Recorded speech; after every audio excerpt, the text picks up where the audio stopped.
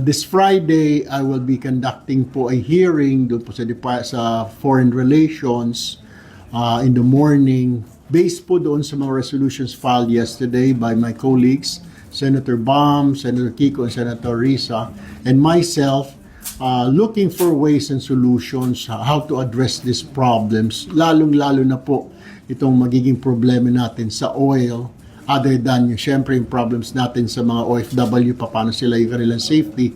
Ito po yung oil problems po. Ang available lang daw is Friday, so don't have a choice. So it's emergency po ito.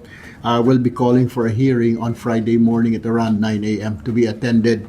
We will be sending out invitations now to the different agencies like DOE,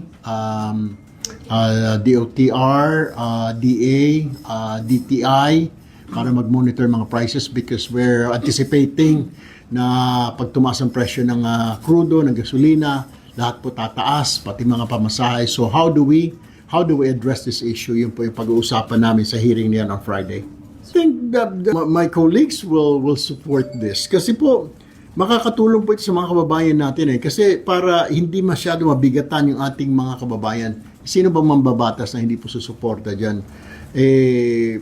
Remember, we're representatives of the people. Baka magalit po yung mga tao na we represent. And it's common sense. It's common sense. I mean, bakit mo tatanggihan yan? Kung naghihirap yung tao, hindi ka sasang-ayon na alisin ng executive, yung excise tax for a while.